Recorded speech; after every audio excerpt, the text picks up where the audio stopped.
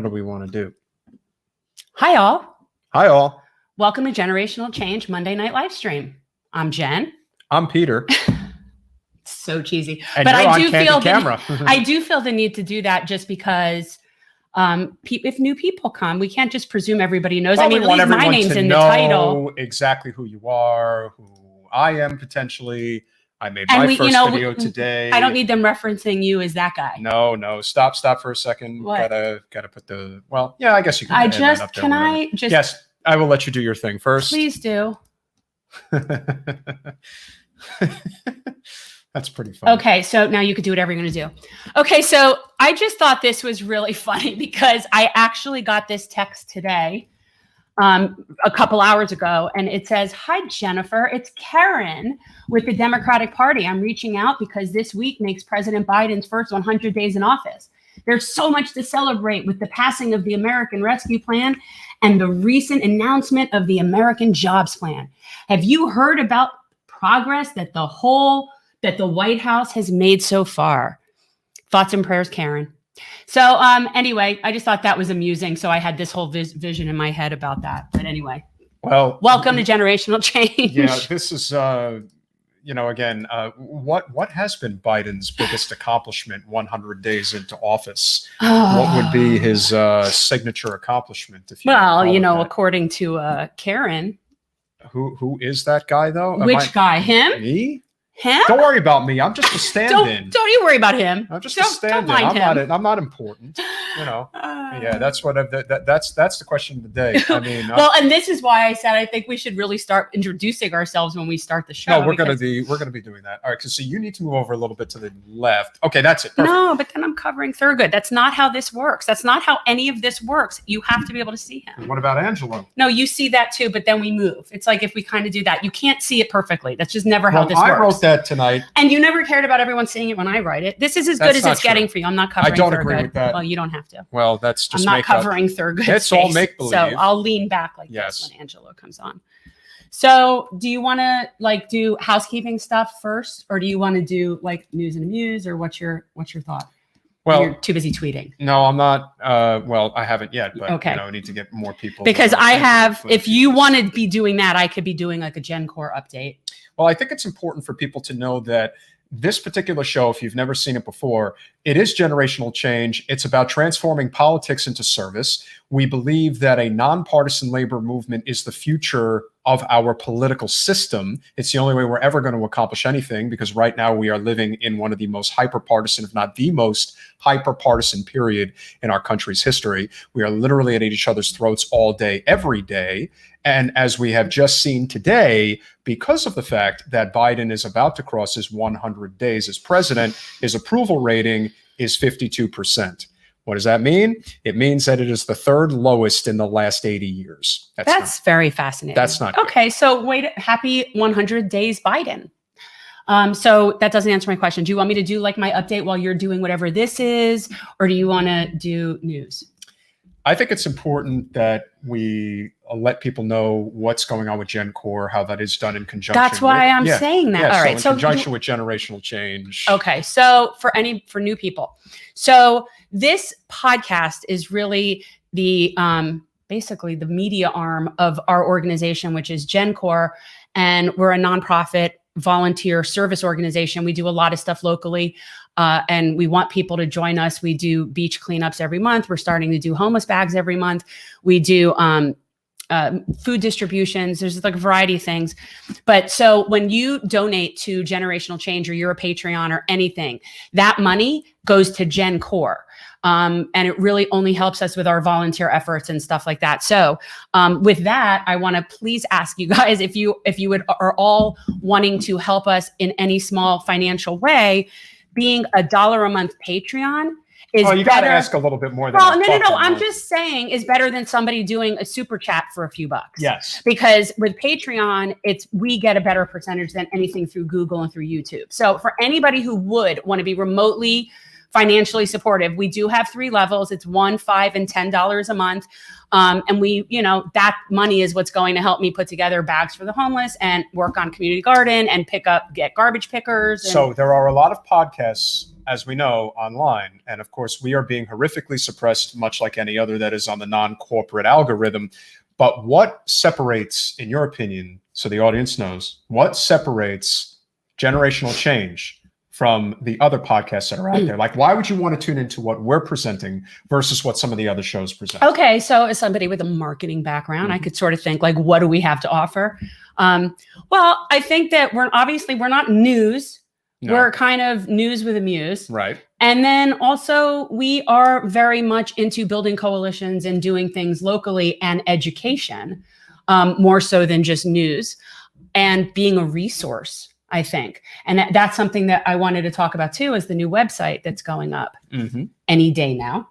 Yes, we're working as fast as we can. Any day now, new website. And that will be, if I get my way, we'll have that resources section where I can go. I just want to have it up there and I can add in my resources. But that's the point. So we want this website to just be, it'll have stuff about the podcast. It'll have what's going on with GenCore. We obviously want people to sign up for that. If you're local, we appreciate it.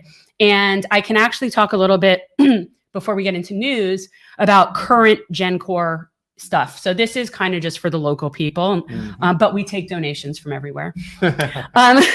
So we are getting another location for our community garden that we will be meeting this week to discuss like how we're going to start and go about it and what we're going to do. So we are having a community garden. I am also working on a community closet. So between the community closet and the fact that we're doing the bags for the homeless. So right now I'm doing 50 bags this month. My goal is to do 50 a month. I think it's very doable. We're working in conjunction with the Honor Society students at Cypress Bay. But anyway, so anyone local, if you have anything that is lightly worn, professional, nice, or whatever that you would contribute to a community closet, please reach out because we will come by and pick that up. And if you want to contribute to like the homeless bags, or you have stuff, things like socks and Band-Aids and toothbrushes and things that, real necessities, we will also pick up. So anyway, there's that. And then, mobile school pantry on Friday. This Friday will be a distribution at Martin Luther King Elementary in the afternoon. The morning will be at the farmer's market. The address we have, we'll put the link to mobile school pantry. So on Friday afternoon, I will be at Martin Luther King Elementary School, 3 to 6 for food distribution. We will have our beach cleanup on May 4th, which will be Trash and Taco Tuesday. We're meeting at 4:00 at the Pavilion in Connecticut Street in Hollywood at the beach. And that will be at 4:00. I pushed it back a half an hour. We can get a little less sun, although I don't know that anything will help once it starts getting hot here. But anyway, so May 4th, Trash and Taco Tuesday. And then also coming up on the 13th, we're going to be doing our live stream is going to be an hour later. On May 13th, it's going to be from 9 to 12. It's a live stream for my 50th birthday, which is midnight because I'm the 14th and I'm turning 50. And we're doing apparently. And we're doing a fundraiser, and all the money, of course, goes to GenCore and all of the things that we're doing here. And also sort of like what we really want to do is rent a house in Cleveland and go help Nina. But it's very extravagant. And I just at this point want to be appreciative for what we get. Well, I think we right now know that, the birthday alone obviously is a big deal. 50, it's considered the halfway mark. I don't know where you think how long you think I'm living, but that is not the halfway mark. I passed the halfway mark a long time ago. Maybe so. But 50 obviously is it's the silver, the gold year. Excuse me. God, you're making me sound like a granny. Yeah, well, you did say you are kind of way past the midpoint at this point. So I am, but that doesn't mean I feel like elderly. But I think I'm pretty much past the midpoint. So obviously it's a big day. We want to have as many guests on as we can. And of course, we're looking to raise money for GenCore and all these wonderful things that we do at the local level. Of course, anytime you can really put thoughts into action, not that, there's a lot of things that people like to do, but we're more about putting, we're putting teeth to things. There's not this idea of, we want to be with this organization. That organization. I mean, we affiliate with organizations and we support policies, but we're just kind of doing things. But on the birthday live stream, we're going to be having some really cool guests, people that have been previous guests on our show, other media people, We have, I don't know exactly everybody who's coming on. There'll be some personal people. I will invite my parents and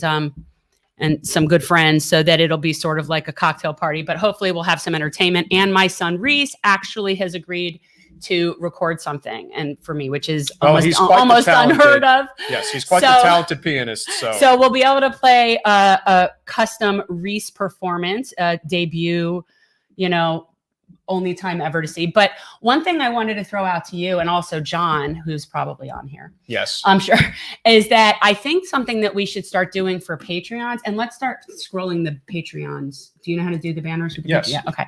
So I think something that would be cool to do now that we at least have this many Patreons, John, is I think we should have a monthly Zoom. And I think it could almost be like, we're just talking about stuff Ideas. That's going on. Yeah. And the show and the channel properly. Yeah. Have people participate in what we're doing if they have suggestions. But so I think we could do that. I think we should do a monthly member Zoom. I think it's smart. I think it's easy. I think people would appreciate it. And it's something that we can offer because, anything that we do that's really good, like an interview or something, we're not going to limit to just the handful of people that we really have. Like but we can definitely do a Zoom meeting with members. I think that would be kind of cool. Yeah. And I think that having a Zoom meeting with members is definitely a good idea. And we definitely want to, continue to put the ideas out there. Like for instance, this evening, we did interview candidates at the local level in the past, but we are actually going to be sitting down and discussing local politics with a locally elected official who happens to be my city commissioner, Angelo Castillo. I think it's very important that people understand that, especially if you are interested in politics, everything begins and ends with local politics. Yeah. We all too often get way too caught up with what's going on Capitol Hill. And the reality is, unless you're there, very little, if anything, is going to be accomplished by you making a few phone calls to your congressional representative is going to make that change. Whereas if you had locally elected officials on the city and even county commission that are responding in kind to what the needs are of the people who are represented in that district at the federal level, that's when you can start to enact those changes. I think a lot of what has transpired over the past several years is a lot of people have this sort of rebirth of interest in politics, thanks in large part to the Bernie movement. But figuring out how to strategically attack going forward is really what we need to do now. And that's understanding how you leverage at the local level and knowing what's going on. We have a very serious problem. You're having a zoning issue right now. We have zoning, we have overdevelopment. And a lot of those things, that's really critical stuff. People don't, the issue of overdevelopment, especially in cost of living, overdevelopment, and climate issues, crime in South Florida, it's a big deal. So, this is stuff that's really handled at the municipal level. It really is, because that's how, there's a reason that Davie looks like Davie and Sunny Isles looks like Sunny Isles. Correct. Because Davie has much more of Davie's, I guess, what you would call sort of a split. It's got that, well, probably all three, frankly. You have your progressives, you have your moderates, and you have your conservatives. And, it's kind of reflected in the way that the city commission is more or less embodied, where, in a lot of other places, it's really not like that. It's kind of like one party dominant in many ways, like Southwest Ranches would be on one end, Sunny Isles and let's say Dania would be on the other end. And when that ends up happening, it's a really big problem. We have overdevelopment problems in Hollywood, the most populous area in our district. And yes, the good, the bad, and the petty. And that's one of the things, though, about local politics is it can be very, very nasty and petty. And the amount of nastiness and pettiness that took place. It's personal. Yes. In the Pembroke Pines City Commission races, it was bad. It was really bad. It was ugly. It got to the point where it made people uncomfortable. It was really, really rough. Angelo's a fighter, and he is not everybody's cup of tea. He's from New York. He's brash, but you know what? He really represents his district. He really does. And sometimes he does go against the grain, and that's okay. But here is somebody who truly is open. He does Facebook threads all the time, trying to get feedback from people in the area about what is the best way to serve locally. How do you feel about this particular issue? No disrespect to other elected officials, but he's one of the very few that I ever see do it. I really don't see that many people truly engaging their constituency and just asking questions like, what do you think about this particular issue on zoning? What do you think about this particular issue on taxes, and so on? And maybe not everybody's fully aware of what those issues may be, but they are at least interested in finding out more. And the other thing he has a tendency to do, which I think is fantastic, and we'll discuss it with him when he comes on, he doesn't try to be the bearer of information and say, this is the way it has to be. He always says, discuss. Yes. He has a great habit of saying, discuss. This is not about, what do I think? And I want you to think as I do. This is a democratic process. I want you to tell me what your thoughts are on this particular issue. So that way, when I go on the commission and a piece of legislation is presented to me, I want to know where the people who I represent in City Commission District 4 have to say and what they think. And that to me is more important than anything else. And that's frankly what everybody should be doing. Now, everybody doesn't do that because, as we all know, a lot of people in politics are not really in it for those reasons. Yes. And that's the type of thing that we're really trying to change. And so we, as obviously all Mondays are, we have a heavy focus on Florida, and we obviously have a number of things that we want to cover, but I think we have to start with the most important one of all, which of course is our wonderful governor decided to sign a $1 billion sales tax under the cover of night on consumers to save businesses' pocketbooks. And we all know who are the ones who are truly benefiting from something like that. And it certainly isn't us. That's for sure. So the way I see it, DeSantis is he's making all of the deals right now because he's trying to shore up his financial coffers for his run for governor. And we all know that that's what this is all about. But when he's doing a favor for the business districts by doing this, he's screwing the consumers. So he may be helping one end, but he's hurting the other end. And who's usually getting hurt with something like this type of tax hike? Yes. The most vulnerable, the people who can't afford to pay these additional taxes on goods and services. They're already pricey enough as it is. To even understand what it's like to be poor in the United States, I don't really think people understand that. And it's worse in other places. That's the thing. I mean, I think that people don't realize it here because it is so bad in other places that maybe they think that it's not so bad here. It's bad. It is very bad in Florida. And of course, anyone who thinks that just because Florida has no state income tax, that is really doing any big favors for the average person, it isn't. No state income tax is very beneficial to people who are in that top 10 to 5% income earners in the country. And then when you become a top 1% income earner, that's when you're really doing a fantastic job.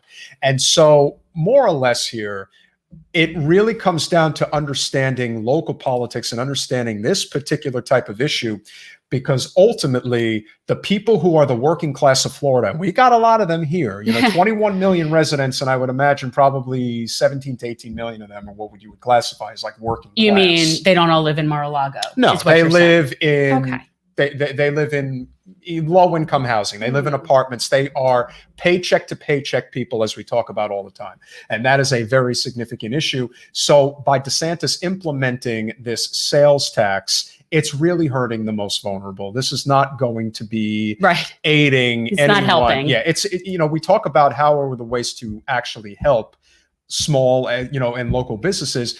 This may do some things to benefit them, but the way it's being implemented, it's basically taking from Adam and giving to Eve. Yeah, that's basically it. And it's screwing the people.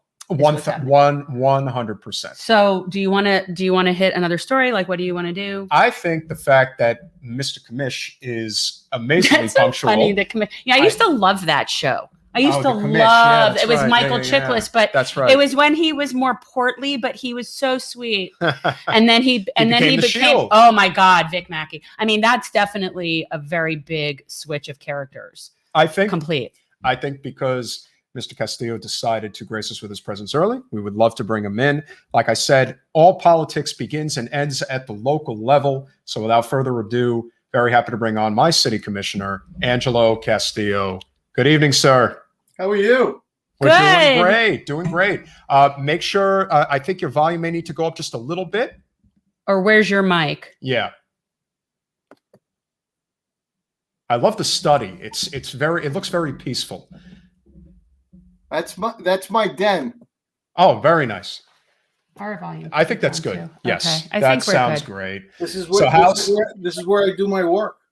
Well, you know what? Everyone needs a man cave, as far as I'm concerned. So if that's where you can keep some fresh thoughts in the head and get stuff done, I like that peace and quiet. So that does look very tranquil, and the couch looks amazingly comfortable. So that definitely works out. What's going on? How you guys doing? We're doing good. Yeah. I mean, this is what we ultimately did with our platform. So for people who don't know, Commissioner Castillo was at the time during campaigning was essentially a fellow candidate. At one point, it felt like along this, and Angelo was a commissioner previously and then ran again recently.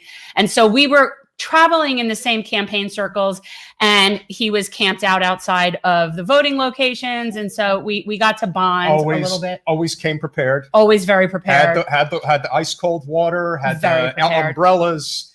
Yeah. Traveling no different than you would if you were traveling like on a camping trip was very sharp. And what I found interesting, Angelo, is that so many people that would come by to vote, they knew you personally. Yep. Like it was so clear, like you really are the commissioner that people know. Well, I've been at it for a while, and there's a lot to be said for returning every phone call, returning every email, not taking people for granted. I'm not a perfect person, but I return every call and I return every email, and I get right back to folks when they contact you. And when somebody calls you, and if you're an elected official and somebody calls you with a problem, that's a serious problem. That takes a lot to contact someone in authority. And so I think it's important that that when you're contacted, you listen very carefully to what this person has to say, because it's important to them. And if you can help them, that's what you're under oath to do.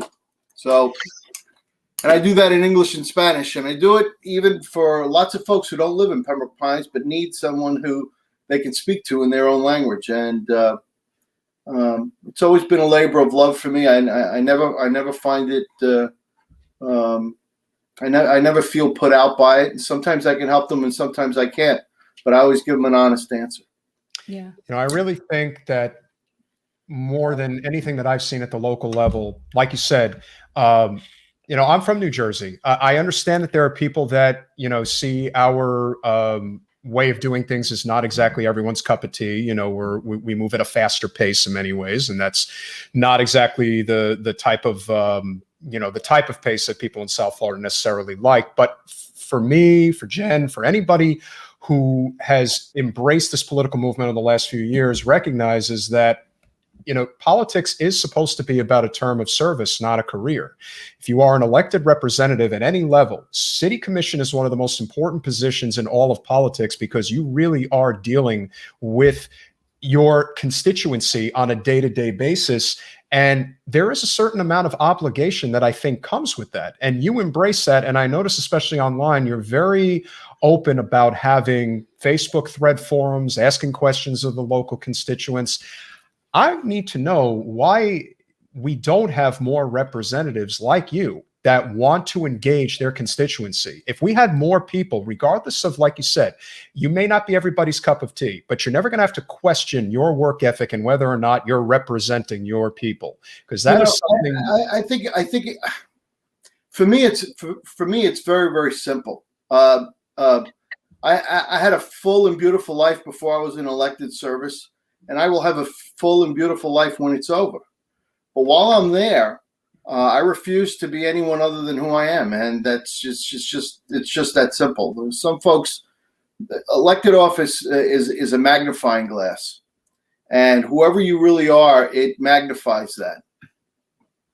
And that, I've maybe it's just, I don't know how to be a different guy than who I've always been. So what I do is I have a Facebook page that I've had it for the last 11 years, and I end every entry with the word "discuss," and I do that on purpose in order to get people talking. It's incredibly important that folks should talk, but it's also important that they should listen. And I, in particular, go out of my way to make sure that the people who I accept as friends, you only get 5,000 of them, sort of spread out across the political spectrum. I want ultra conservatives on that page. I want ultra liberals on that page. I want moderates on that page. I want independents on that page.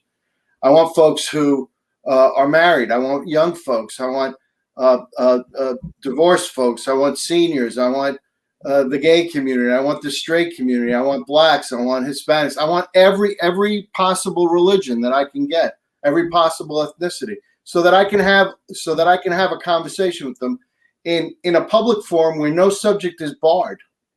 We've talked about abortion on my page, and nobody seems to, get angry with one another, because one of the things that I do is moderate. And I say, look, you can have different views, but let's not call each other names. Continue, discuss. And we just move on with the conversation. And rare is the opportunity that I have to get involved in that kind of thing. And I think people like the idea, for such small amounts of folks as I have, they like the idea of having a place where they can go and just chat about things that are important to them. No subject is barred and no viewpoint is barred. And I think it's important. And I learn from all of them. Yeah, I think that's important. And you represent all of those types of people. Like there's a very broad category of people that you would otherwise not know that you represent. I mean, I think it's important. People take it for granted. I mean, obviously I have my own political party preference, but I run nonpartisan. Right. So I have to campaign. Every person's vote is important to me. I don't run in primaries or anything like that. I have to represent everyone in a city. There are people who have very serious policy differences, and I have to find a way to do that around services that are probably among the more, not to use a dramatic term, intimate that you can have as a constituent. Your garbage, your water, the police that come to your house, the firefighters that come to your home, your parks, education for kids, roads, just day-to-day stuff that it's not so much issues, but it's services. Yeah. Well, because you consider it a service, but there are big issues, and one of the things that we notice, obviously in South Florida, is overdevelopment. Yeah. And the toll that's taking on our infrastructure and on the environment, which is intersectional, and how to balance that. And I was saying to Peter before, I live in Davie, and there's a reason I live in Davie. And it's like Davie has the green space that it has because of Davie and how Davie is run, whereas places like Sunny Isles are a concrete village. So it's just like, where do you strike the balance? And Pines is a very growing, very populous city, with and a lot of multifamily housing, and it gets very crowded and the traffic is crazy. And so how do you balance development with sanity? Well, I've had the pleasure of working with a lot of different people in government from a lot of different backgrounds. My own background, after I got out of law school, it was to work in local government. And I did that for 40 years. I just recently retired. But I was a local government executive for 40 years. I got to work for 3 New York City mayors, 2 governors. I worked at the U.S. Department of Housing and Urban Development under 2 presidential administrations. I was the human services director for Broward County. I ran a nonprofit for about 10 years, and I also worked at the sheriff's office. So I as an executive, I had a pretty good tour of duty and saw a lot of different kinds of things. But my core disciplines always were, apart from the management of budgets and administration, health, human services, housing, community development. All of those things were in the core of what I did. And there's a concept, a program within community development called Smart Growth, and it's not just a tagline or a cliche. What it means is that a development should be more benefit than burden. And the way that you make development more benefit than burden is by do it sustainably. So if you're going to build homes, or if you're going to build commercial, you have to have the traffic infrastructure so that the quality of life can be there. You have to have a footprint that allows for sufficient green space. You have to have the water that's necessary in order to be sustainable. Smart growth are principles that one uses in order to help keep the quality of life, not just for the environment and for visitors, but also for residents, high. And by and large, over the years, Pembroke Pines has been pretty successful. Not as I'm not putting us up as a poster child, but pretty successful compared to other cities in developing that. We have a lot of acres per capita, in relatively speaking, in terms of open space. But traffic has been a main concern of ours. And the reason that traffic is a main concern is twofold. One, because our city has a great deal of commercial. We are one of the main, Pines Boulevard is one of the main commercial corridors in South Florida. It is a coveted place if you are a store or a visitor of stores. So that's a source of traffic. But secondly, our people are, I don't know that it would be a fair characterization to say that we're an upper income area, but we're a better than average income area, and we have many cars. And the planning paradigm that was created in the 1980s, which to this day there are elements of it that are playing out, where kids would be on bicycles or school buses going off to school. This sort of happy leave it to Beaver kind of mantra never really played out in Pembroke Pines. Kids at 15 have their own car very often in this city, and seniors, God bless them, are living late into their 90s and past 100. Yes. And they're driving, and they're driving safely. So you have many cars on the road. And if you're going to continue to build, you have to mitigate your traffic. Now, we have a project, several projects that are needed right now, much less any new building. And the city of Pembroke Pines has been dragging its feet, making excuses, not being aggressive enough in pursuing the completion of those projects. And one of them is the Pembroke Road completion out to US 27. Pembroke Road currently ends at 196th Avenue, and it needs to extend by another about half mile in order to be able to get to US 27. Once that happens, we will have a third, very much needed, completed east-west artery to carry traffic. Miramar, you should know, can't get to US 27 unless it goes through Pembroke Pines.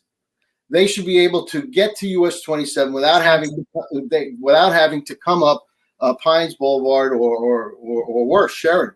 So there are two cities that need that project. Well, we had planned to get it done as quickly as last year, and it just has been dragging on.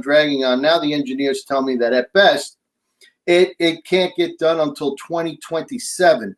But the problem is that there are proposal after proposal to build hundreds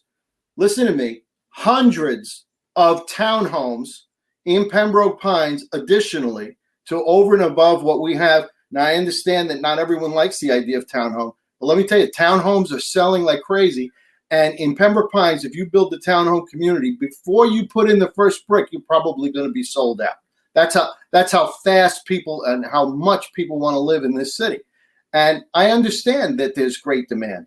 But the thing about residential traffic is it impacts on the worst possible time, rush hour. Commercial traffic is actually a little bit more than what you'd get with residential, but it's spread out over the day.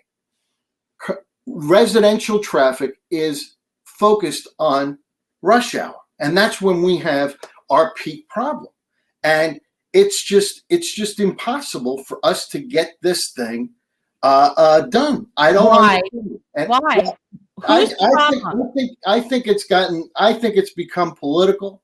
That I well, think it's become yeah. silly, and to tell you the truth, it's gotten to where when I got back after my other campaign and the residents asked me to continue serving, I just started voting no.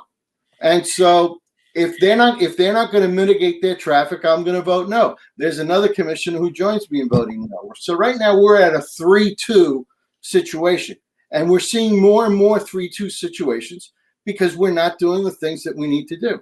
This is a city that's starting to see more crime. This is a city that's starting to see more traffic. This is a city that's starting to see more issues with in need of other infrastructure. This is a city whose fees and taxes are starting to go up. We used to be the city that our motto was can do. We were the city that can, that did, and that cared. Right now, I think we still care, but I believe we still can, but we're not doing it. And so long as that's the case, I'm voting no. I do think, if you look at the way the road extends out, what that main road is up in Sunrise to the main highway, or I think I don't know if it's 27, but the one that's off of Broward Boulevard. Yeah. But that's an area that I think is a very similar situation that Angelo. That's not anywhere near 27. No, what that's I'm saying, so far east of 27. But what I'm saying is that because of the way the roads extend, Pembroke Pines and Sunrise have very similar east to west type roads, and because of this massive traffic buildup that's happening there, it would seem to me that building out to 27 off of Pembroke Road makes so much sense on so many different levels, obviously from a jobs perspective, from a traffic perspective, from an environmental perspective. I don't understand why I don't get it. I don't get it. If they want their townhouses. So it seems I don't get it. I don't get it. And is there anything that we could do? Wasn't too long ago, the county came to all of the cities, and we all helped the residents to understand it. And they said, "Come on, let's chip in and get this traffic thing done." And we decided to go for this penny tax, and we voted it in so that And I understand that we've had COVID and whatnot, but people need work, and construction. This is the perfect time to do it. And I just don't understand what the delays are. But if they can't explain to me, if the answer is let's build the townhomes and 2027 is the current estimate. That's pathetic in and of itself. Notorious for pushing out their deadlines. So I think that we have to go back to what the rule is on smart growth. You mitigate your impacts as you build. So that once people move in, the impact's already been mitigated and your quality of life can continue. Well, our city used to do those things, and we're not doing it anymore. I remember when Pines and Flamingo, I mean, you say you're from Jersey. Let me tell you, they used to say that Pines and Flamingo were the most dangerous. It was. And there were 2 intersections in Pines in the top 5. Well, I'd like to take them to Queens and show them a couple places like near where I used to live, but it doesn't matter.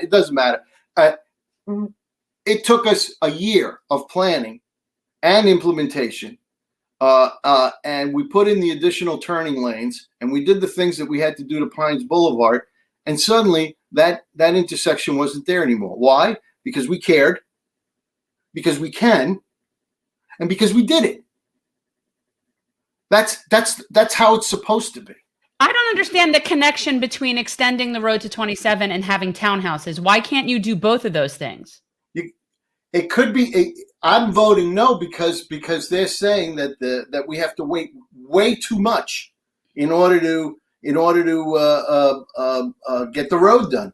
And so they're wanting to put in the townhouses without adding the road extension. And all it's going to do is make traffic worse. It's going to make it much. We need the extension to US 27 now, even without the townhouses. So all this is going to do is add more traffic in the morning without any relief.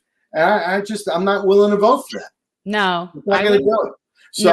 So I know it's annoyed some people, but the residents have been very supportive of my view. There's another commissioner, as I say, that has been supportive of us, and she's voting with me on this issue. And I'm hoping that we can get one more of the commissioners to, though they all live out east, to see it the right way, and hopefully we can get this thing going. This So is how do we help? how can we, because we've built obviously a grassroots organization that focuses on these types of issues. We need people to reach out to the commissioners and say that they want the road extended. Oh, absolutely. But if there are any other ideas, we're certainly open. Well, I mean, the idea is leadership. There was a time when we didn't take no for an answer in Pembroke Pines, not just because we're Pembroke Pines, but because we were relentless and because we were right. And when you're right and you have a job to do, you don't take no for an answer. Look, I mean, we can always make excuses for mediocrity, but that's not what my city is supposed to be about. My city is supposed to win for the residents. We work for them, not the other way around. Correct. So if we work for them, then we have to do something better than say, "Oh shucks, we couldn't get it done." That's unacceptable, and it's never played a role in my book, and that's why folks say hello to me, because yeah, no, I think you're right. So we need people who live in Pines to be contacting your commissioner and telling them that you want this road to be extended, that it's already too much traffic, and that there should not be building more townhouses until that happens. Well, definitely. No. Right. Yeah. No, we definitely have some ideas we'll discuss. Yeah. That we think could help potentially mitigate this issue. And Angelo, I think that's a great transition, because as you have obviously seen, as we have seen over the past 5 years, and this obviously relates to, some of the hypertensions that have existed, especially with the recent city commission race. Can you talk about how detrimental this hyper-partisan divide that we are living in today, where people are literally at each other's throats? They are not trying to find any reason to find common ground. It's like, you're on that side, I'm on that side, and that's it. The line's in the middle, and I ain't crossing it no matter what.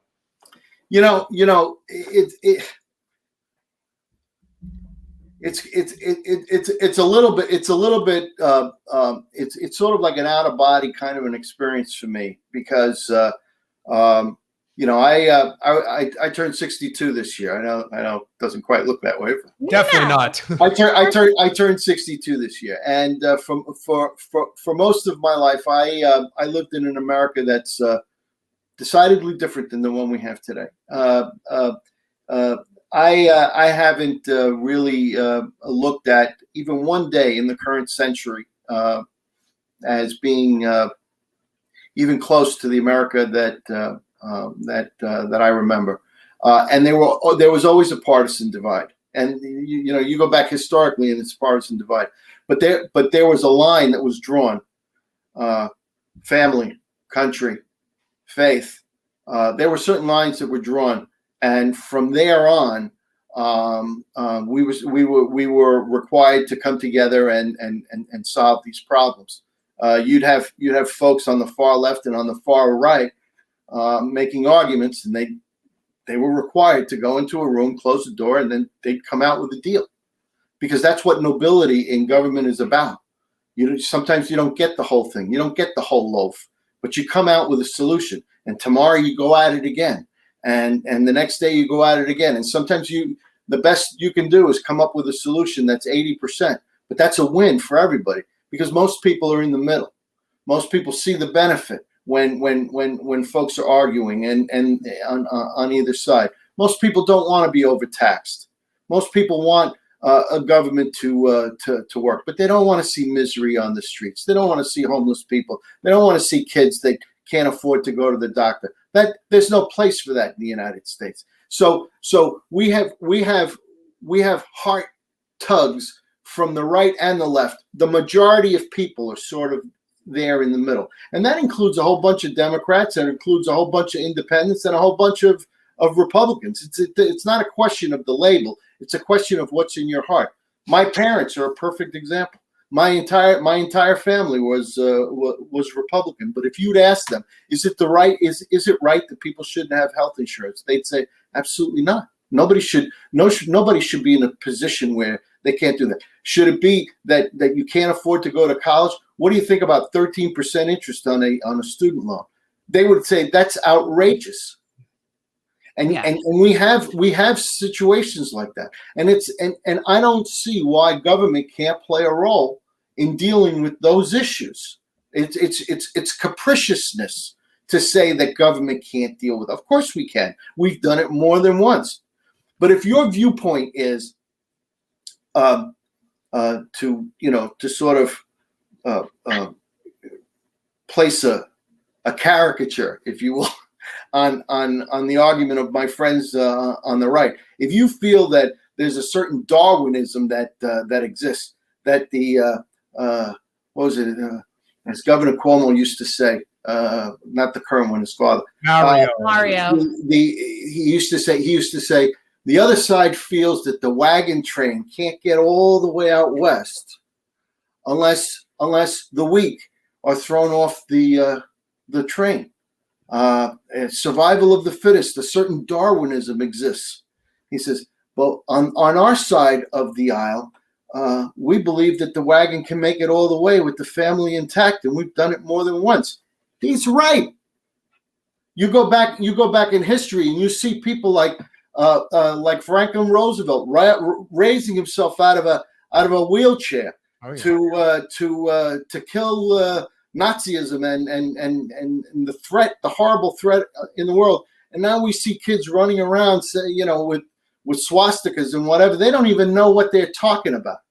You got people calling things socialism. They don't even know what socialism is. Right. And the way that word is being thrown around. There's no reason why you can't be a good capitalist and not be a harsh son of a bitch. You don't have to be. You don't have to be. You don't have to be the kind of person who has to tread on who has to live on the misery of others in order to be a capitalist. That's not what good capitalism is about. We used to have companies that took care of their workers. And they cared about their workers. Yeah. And now that's all falling apart. So you asked me a question, what's going on? Now I can also talk to you about how paradoxical it is that in today's day and age, we're surrounded with information because of the internet. And yet we have never had a more misinformed population than we have right now. Exactly. And it's because you just don't know who to believe. There wasn't much about Trump and his rhetoric that I liked, but he there is such a thing as fake news. The problem is he was behind a lot of it, but there is such a thing as fake news, and you hear fake stuff on the right and the left. Where are the ethics in journalism to make sure that we get the straight story so we can make up our own minds? I don't need anyone telling me how to think. You don't need anyone telling you how to think. Just give me the facts so that I have the tools to use my own mind and reach my own conclusion. Well, so that's why I think these arguments get pent up, and then it becomes a capricious fight of, no, you're not gonna outsmart me, or you're not gonna win over me. So it becomes like color wars. It's childish and stupid. And what it does is it inevitably puts nation, family, and faith second to other considerations, and that's not America at its best. That's America at its worst. We need to stop doing that. I think that that's a great transition, Angelo, because Jen and I both agree that the biggest problem that we face in the political arena is corporate special interest money have completely usurped the democratic process. It is very difficult past what you have done, which has been, like I said, remarkable in terms of your ethic to get out there and meet as many people, knock on as many doors, and that has proven to be fruitful. Not everybody's doing that or willing to do that, but I do think that corporate money has completely corrupted the political system. That includes the information, as you alluded to, that we get when it comes to our news, when it comes to the politics of divide and conquer. And frankly, we see it with a lot of our elected officials down here, whether it be local, state, or federal. And I do think that that issue, probably more than any other, is what has created this massive divide, because there is somewhat of a citizens' uprising that's happening. People are aware that something's wrong, but they're getting a whole bunch of bad information in terms of why that is. What's been your experience like dealing with, let's say, the land developers who will just stuff as much money as possible into candidates or elected officials coffers. How do you stay clean? How do you keep it so that you're serving people and not special interests and corporate interests, which is down here mostly it's developers, or fossil fuel or whatever. If you read the Matthews book on Tip O'Neill, who was a great Speaker of the House, Yes. Speaker O'Neill used to talk about how money was the mother's milk of politics, and how the only way to be a good public servant was to be an ingrate and get away with it. I'll be honest with you. I've run probably about 10 campaigns now, and I've collected an awful lot of money, and I've never felt once that I wasn't free to vote my conscience. And sometimes I agree with the business community, and sometimes I don't. But you can always be honorable about it. I think the business community, what they want in an elected official isn't just someone who votes for them, but who will return phone calls and tell them the truth. If you tell somebody, look, I can't be with you on this one because of X, Y, and Z, they can respect that and move away. Now, some of them will say, well, then then I can't support you. And if that's their view, well, then you part company, because that's what ethics requires.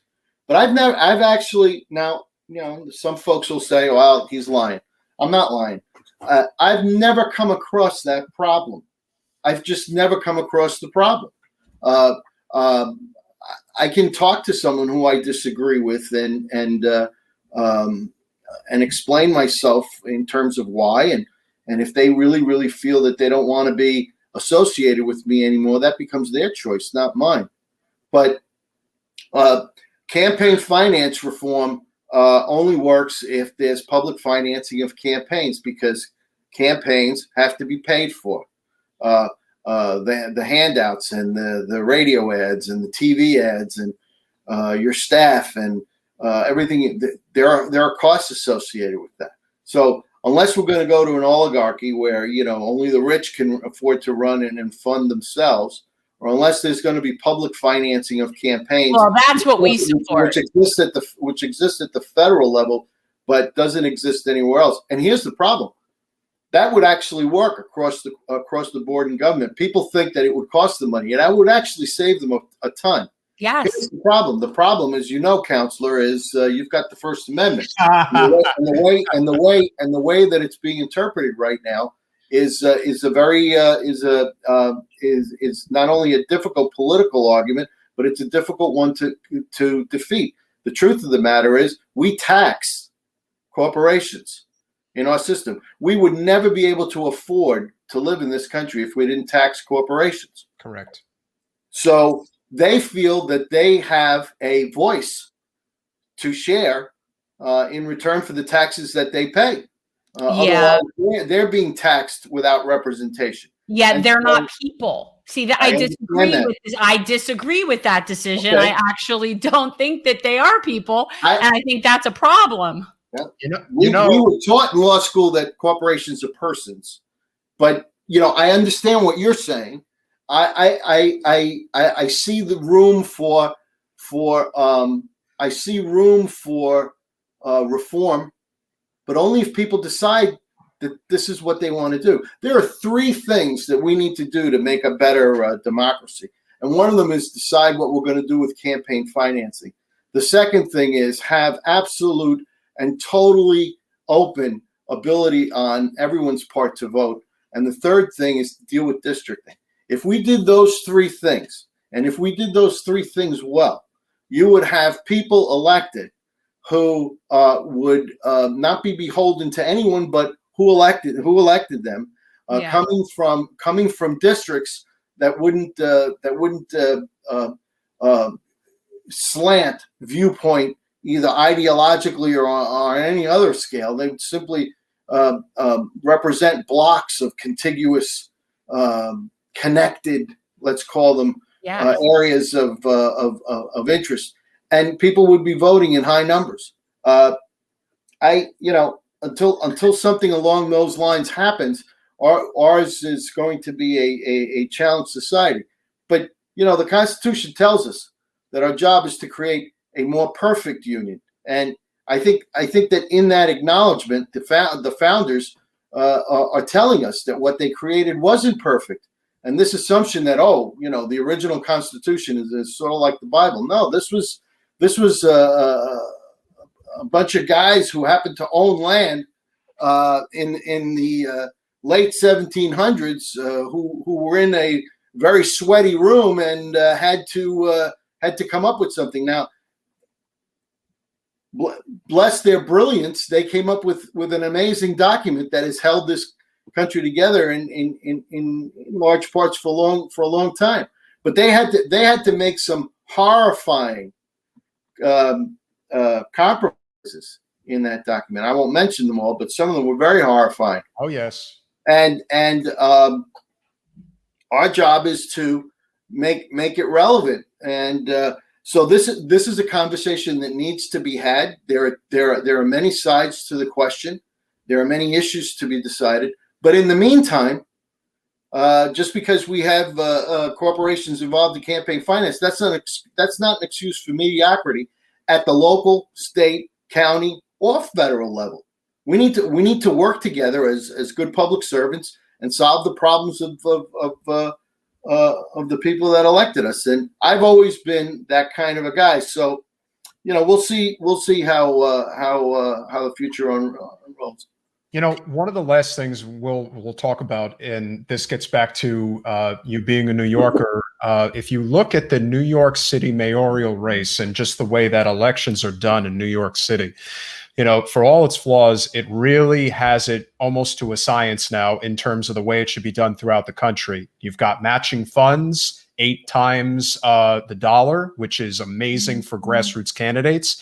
And they now have ranked choice voting, where you have the opportunity to really see who is fighting on your behalf for the issues that matter most to you. And even if, as you suggested, you can't get the whole loaf, you might be able to get something that's at least close to it by looking at the second and third or even fourth options. I really think expanding those ideas to other parts of the country, especially down here, I think would be very, very helpful. We almost passed jungle primaries with the ballot initiative last election. How would you feel about potentially something like that going forward, like ranked choice voting? And if there was a way to potentially have, as Andrew Yang, who's running for New York City mayor, has suggested, democracy dollars or an aid to having publicly financed elections.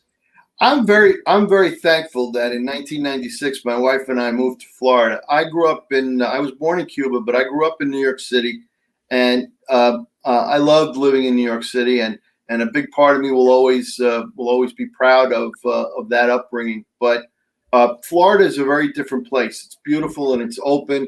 It's the quality of life here is really on the eastern seaboard of the United States. It's incomparable. Frankly, I don't know that I'd ever move out of Florida. But Florida is a peninsula, and unlike New York City, it's not affected by neighbors. We are an island, essentially, and so people here, in order to adopt an idea, you have to convince them. You have to talk to them. There has to be, and we're also tough to talk to because we're not a pedestrian environment. People are in their cars. We chose to spread out rather than grow up, go vertical. So we're more like LA in that respect, and other places that are sort of sprawled out. So there are a lot of communications challenges that are involved. But I think Floridians also realize that somewhere we sort of realize that there's very little, for example, in South Florida that's even 100 years old. We are pioneers here. We are in the first iteration of South Florida, and let's just take a second to celebrate who we are. If you take just on the numbers, Peter, think about this. If you take the population of Miami-Dade County and add Broward and add Palm Beach, okay, you've got over 6 million people. Wow. That is the second largest tri-county area on the eastern seaboard of the United States. New York City's number one. We're two. Yeah. And overpopulation is a problem. People will say, well, what about Boston? Not even close. They have 1 million people there. Well, what about Philly? Not even close. 1 million people there. We are the second largest tri-county area on the eastern seaboard of the United States. This is big business, and we're an international place. Oh yeah. We are a nascent community by New York City standards. New York was incorporated, I think it was 1622. Right. So we're just getting started here. This is we're on our first layer of we're still completing Pembroke Road. I remember when that kind of got big. My grandmother moved into Century Village when it was built, and I remember going with her to right now it's where the models used to be, and right. Actually it was right by the original guard gate, which is now not the guard gate anymore. But so like I remember, I'm a second generation native. My dad was born in Miami, so I kind of remember how fast this has been for Pines. Like it's like in the universe, it's young. Yeah. Our city is only 61 years old as an incorporated city. So there's a lot for us to discover. And when I look at the crop of young leaders that are coming up who are increasingly taking the mantle of positions of authority, I am very, very enthused because I see in them a sort of steadiness of sort of a determination to do better, and it gives me a lot of hope. Even though the current situation is so difficult, and it has been so difficult as I've described, certainly since 9/11 over the last 20 years or so. They give me a lot of hope, and I think good things are coming, and people should not sort of throw their arms up and say, "Oh, I give up."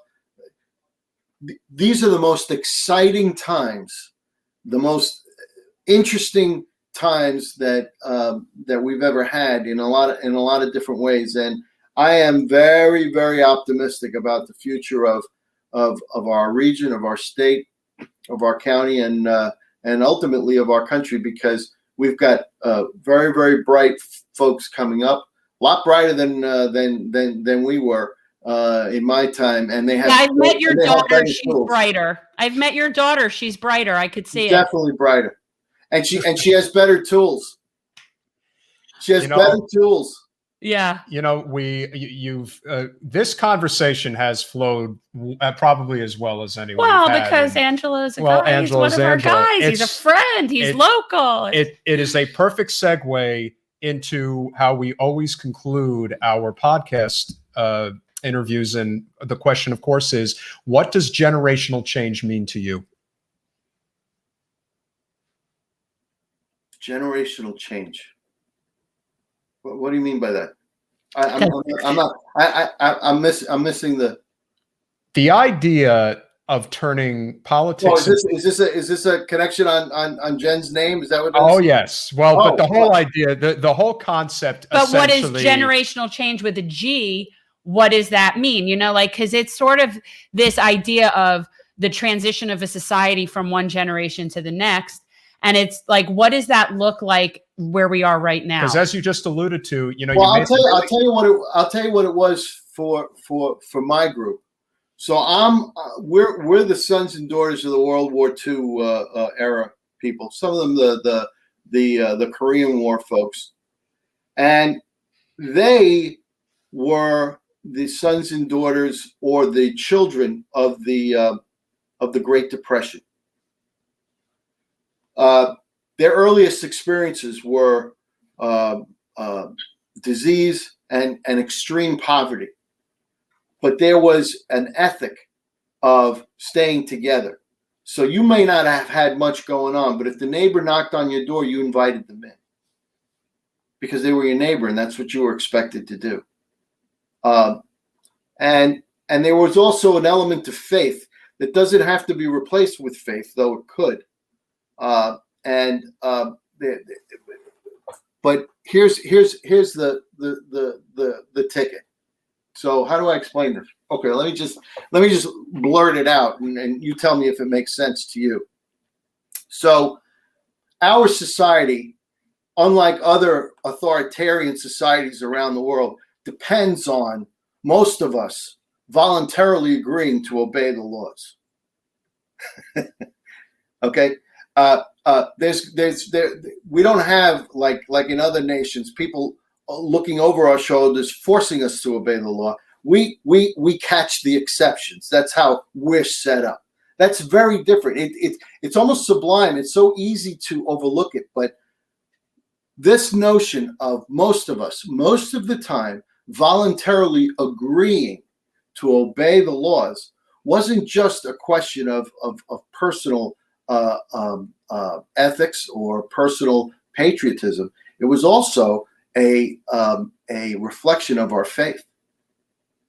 And so as we get into an era in which faith is playing less and less of a role, what institutions will surge forward to replace the one that we lost that keeps us on the path of voluntarily agreeing to obey the laws? Now, there might be others, but I think that's one of the major challenges of the generation coming up, either to renew their faith in traditional institutions, or alternatively to replace it. Otherwise, they will be living with a hole without which a whole bunch of democracy might not add up. These are challenges that you all will have. The other thing is that in probably about 20 years, if this is ever recorded, what we're talking about will be so irrelevant, because the problems that we will be dealing with 20 years from now, and I feel very certain about this, are problems that haven't even been thought of, which will be worked on by folks that haven't yet prepared to solve them using tools and technology that hasn't even yet been invented. That's how quickly things are changing. That wasn't the case in my era. We had advanced tools and we had advanced problems, but the similarity between what the problem-solving approaches and tools that the generation before us had and we had were much closer to what we have now. So you all are going to be dealing with a whole litany of things that you didn't have before. Yeah. And I feel so incredibly enthusiastic about your ability to do that, because you're super smart.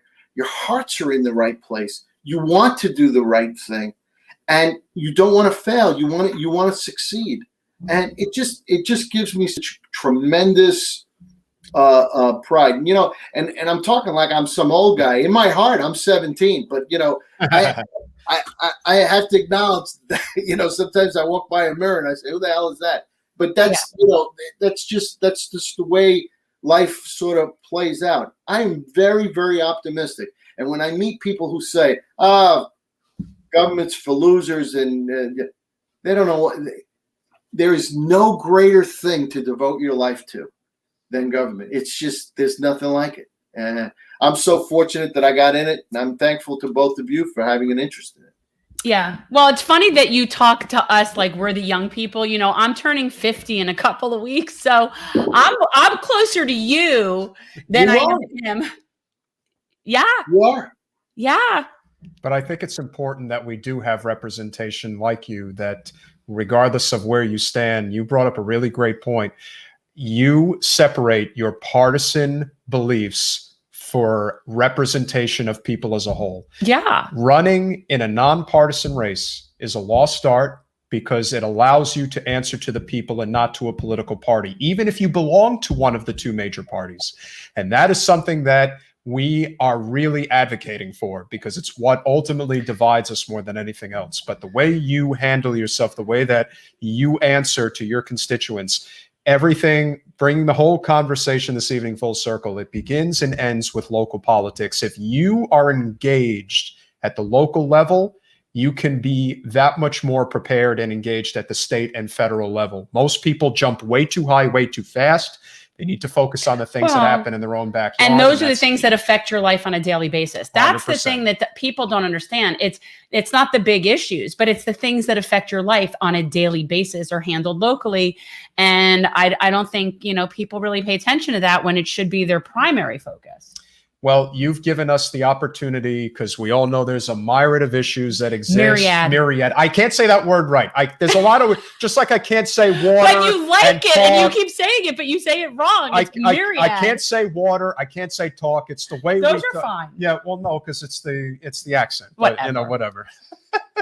The bottom line is, we're very grateful that you did come on tonight, and we are definitely going to look into this primary issue of what can we do to help mitigate this issue of getting road. Pembroke Road extended We're to going 27. to promote that, and we're going to have people be calling their commissioners and harping on it. Yeah.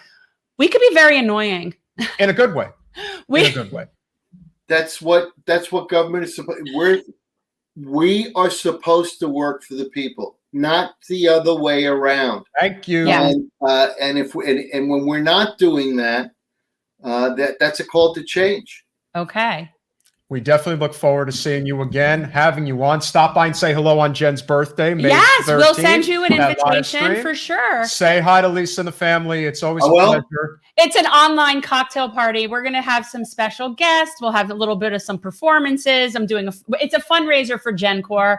Yeah. We do, we beach cleanup. We do food distributions. We're doing homeless bags. And you know what? Great final point, because I did want to mention this, Angelo. We haven't had a chance to talk about it. One of the initiatives that we are really focused on at the local level, I don't know what we can do in Pembroke Pines. Yes. But we are really into building community gardens. And if you haven't seen, what we've started, we have one in Hollywood, and it's being relocated because we're being basically gentrified. Yeah. And so the focus is to be able to grow organic fruits and vegetables, do composting, and do potentially bee colonies as well. Well, this is also about having people do vegetation on their homes, if they're on their front lawns, and having a group of volunteers that'll service those gardens for them. They get a cut of whatever's growing on their front lawn, and then the rest of it goes into the community. And so it's basically this idea of fleet farming. And that's what we're working on right now. We have a couple of places in Hollywood that are going to be like our kickoff for this. But that's one of the things that we're doing in promoting healthy eating and sustainability. Wonderful. Yeah. It sounds like a great thing to do. Yeah. So see, you would be supportive of that. Kids love it. Seniors love it. Yeah. We've had community gardens in the past. They tend to be, I don't know why, they tend to hang around for a little while and then disappear. But I'd like to see more of that going on. There's a beautiful one at the Southwest Focal Point that's been there for a long time. Those are the ones that are municipal related, and they're affiliated with the city. And so this is more of just school activity. Yeah. Yeah. Well, we want to do it also as a diversion program for youth offenders at the elementary and middle school level. That takes me back. Yeah. That takes me back. I remember a diversion program when I was in college, and I was a site supervisor for the Summer Youth Employment Program, and I think it was all the way out in Staten Island, and they had an acre or so and they had these hardened kids out there working with this fella who understood the dirt and understood how to grow things, and they would just melt in the sun doing work, but they become someone else as these plants grew up. There was a connection to nature that these inner city kids did not have, and it made a big. I remember feeling it and seeing it as I spoke to them. It made a big difference in their lives. Yeah, there's something about digging in the dirt for people and being part of that process that is working with animals. All of that, Yep. All of that is very therapeutic. Thank you so much, Angelo. So when we start that, we're coming to you. We're going to come to we'll you definitely in Pines. keep you posted. And obviously, it's been a real pleasure. Like I said, say hi to the family. We will definitely be in touch. Thanks, all the Angelo. best. Take care. Have a great evening. Bye now. So, needless to say, he is a trip in a great way. Yeah, no, it's great. I like it. How do you just, if you're going to represent people, that is how it's supposed to be. You got to have a personality. You gotta have a personality. You can't just be this dry, plant that just doesn't do anything. Yes, I am your city commissioner. Okay, I am your this. Okay, that's nice and all, but I think that there are definitely people that are good public servants that might not have that most outgoing personality. No, that's there very are true. variables. Some people are just very rigid in that regard, but I think it makes it. But more people will be engaged if they feel like their representative is actually the type of person that wants to engage. Do you want to get back to the news? Yes, we'll definitely get back to the news before we wrap up. But if you can hold on. Sorry. And so I think that, we have to continue to spread our ideas around, and having an ally like Angelo will only help spread the message even further. We are going to ultimately have other local representatives come on so we can share this idea, because this is as Angelo alluded to, this is really supposed to be nonpartisan representation. You could be partisan in your personal life, but when you're representing people, you're really supposed to be representing everybody. And this hyperpartisan divide is the type of thing that we're trying to quell right now. And unfortunately, the city commission in Pembroke Pines has a very heavy partisan divide. And it isn't even just honestly, it's petty and personal there. It is. I will say that throughout the entire campaigning season and what we've seen in the different races and different candidates, that the commissioner race in Pines was hands down the nastiest. It was bad. And that I don't say that in a good way. Like, it's not a good thing. It's not a positive thing. So that a lot of the policy in Pines, I'm sorry to say, is personal. Yeah. It's like an ego pissing match situation. I'm sorry, but it is. We don't need to get into the logistics of what went on. The only thing that matters is the results. And since it's a 3-2 situation, it's a problem. We have to. We don't have to get all three. No, we just got to flip one. Just got to get one. And I don't know. Those three are pretty tight, and they stick together, and they form a little block. But I think that there may be a way in with one of them. Maybe. We'll see. So we'll get back to the news a little bit. You talked about the tax hike. But the other DeSantis thing is the sports betting deal that he signed with the Seminole tribe. Now, I have to tell you, anybody who understands anything about why incumbents don't lose and why it's very rare that they do and why it's very unlikely that DeSantis is going to lose next year is because of this particular legislation. You're talking about the Seminole legislation? DeSantis signs new sports betting deal with the Seminole tribe of Florida. Once again, this is red meat to the base. This is also appealing to independent voters. And it just gets back to this whole idea that Florida walks to the beat of a different drum. But let's explain. Do you understand the legislation? If you, Miss Attorney, can it's okay. So for people who don't know, Florida is very interesting when it comes to gambling. And that has to do with the fact that the Seminole tribe is basically exists in a very powerful way here. And unlike a lot of tribes, the Seminole tribe is different. The Seminole tribe is not impoverished. The Seminole tribe is not a vulnerable community. They are big business. They own all the Hard Rocks in the world, all of them, except the one in Vegas, which I think just recently closed. I think it did. But so the Seminole tribe owns all of them. So the one in Bangkok, Seminoles own it. So the point is the Seminoles in Bangkok. Sorry. The Seminoles are formidable when it comes to protecting their economic situation. And their economic situation has set up in Florida in such a way that they are always allowed to be one step ahead of the state when it comes to gambling. It's always been the case. So for example, when Florida got the lotto, the Seminoles were allowed to have the machines, the slot machines. Yeah, that was before table games. Right. Yeah. So then when the state of Florida started allowing the next level, the Seminoles were then allowed to be one step ahead, and they were allowed to add blackjack. So this is something where the Seminoles have always been part and parcel with the gambling in Florida. So this new legislation is going to, it says, generate a minimum of $2.5 billion in new revenue over the next 5 years. But what it's doing is it's expanding the pari-mutuels and giving the Seminoles will be complete control over the sports betting for the state. The Seminoles will be in charge of sports betting. It's opening it up in other parts of the state. The Seminoles will oversee it. But now the Seminole in their casinos will be, oh, it's now the Virgin Hotel. And we all know who owns that. Well, yeah. So, but what's going to happen now is, so the tribal gambling will now expand to include craps and roulette. So it takes it to the next level.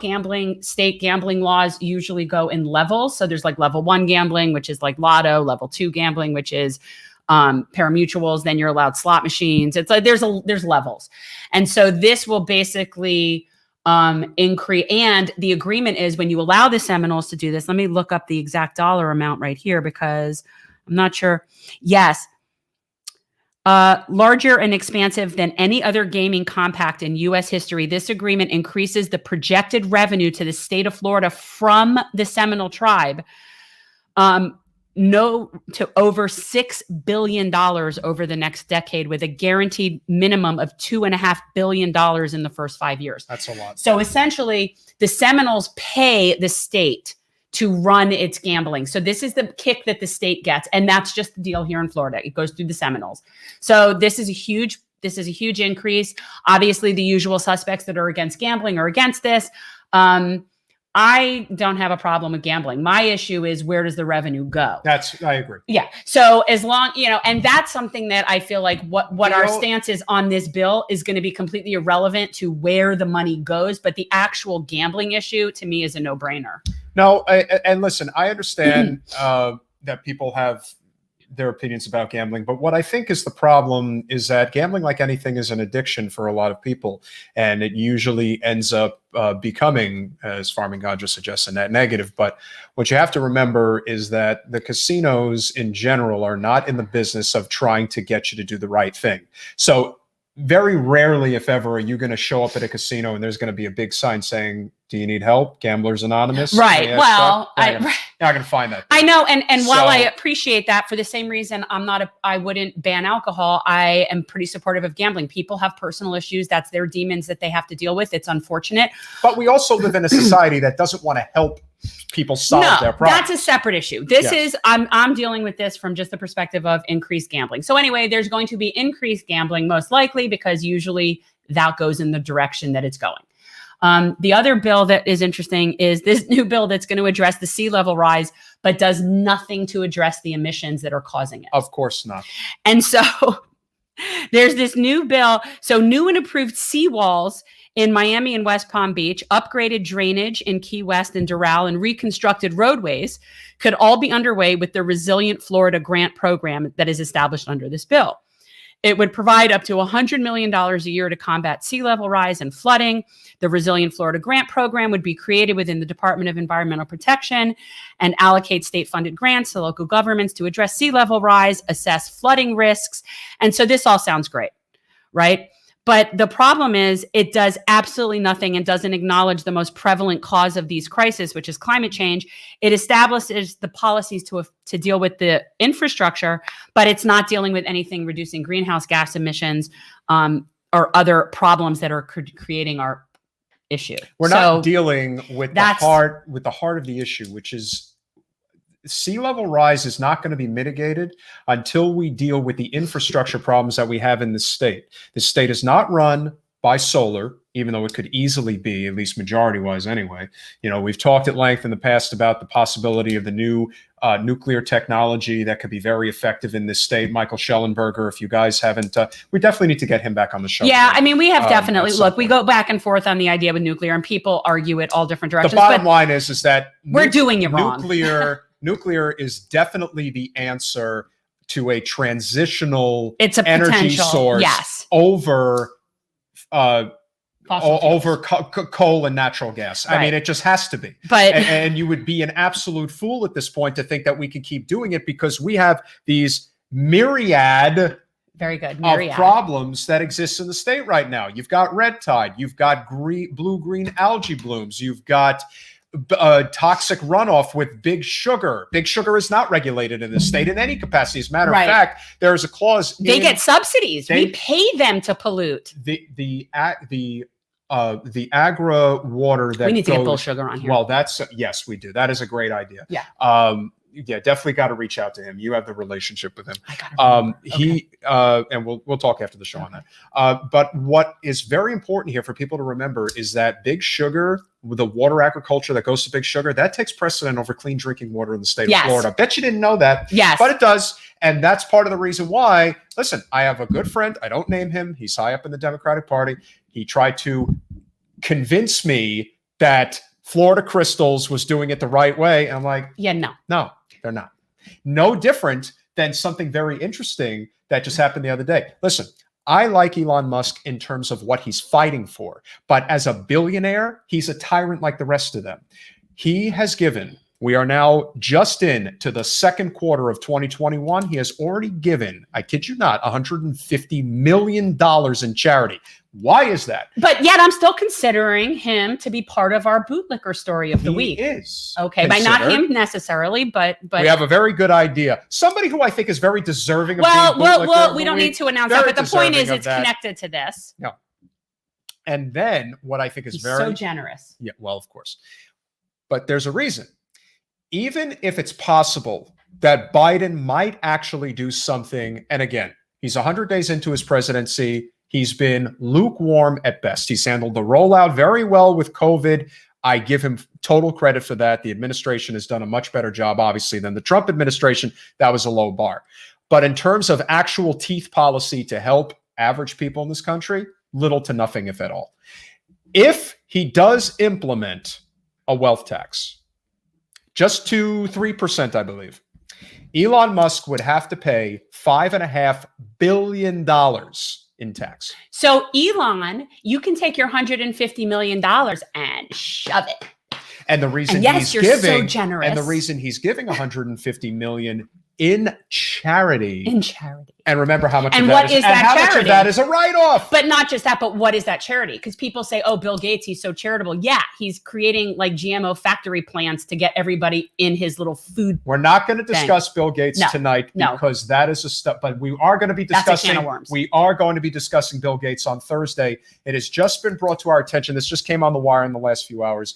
Bill Gates is not allowing the formula for the vaccine to be implemented In Cuba. in third world countries across the Well, globe. okay. So I got a globe. specific call from our friend, shout out to Peter Seidman down in Miami, our friends with the Hands Off Cuba and Venezuela group, Yes. that Cuba is officially being barred from getting the vaccine. We're holding back. We're still sanctioning these people, even though we have Biden in there now. So why is Cuba still not able to get what they need from us? You know, the funny thing is we talked at length, especially when, you know, I really started getting into politics. I mean, I've always been involved, but I really got into it, obviously, when Bernie started running in the spring of 2015.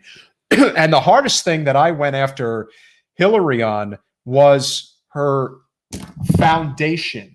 That, more than anything else, Right. is what is detrimental to society because it's a front group for rich Well, and aristocrats isn't to that not so? do anything? But doesn't that what you think of when you think of people like Elon Musk donating money to whatever Well, it is, what whatever about his Bill foundation and again, is? we'll talk about this The on Clinton Thursday. Foundation. The Bill and Melinda Gates Foundation. While that may do some good things, the amount that it actually does good in conjunction with how much they're actually making out like bandits, it would make you sick. Yeah. So that's why they do things like this. Yeah. Good. They say that, you know, Trump has always had the philosophy of any PR is good PR, but people like Bill Gates, they only want good PR because that's all they can tolerate. Because if PR started getting bad for them, they would be in the type of situation where the momentum would grow so big where people would say, yeah, we got to tax these SOBs.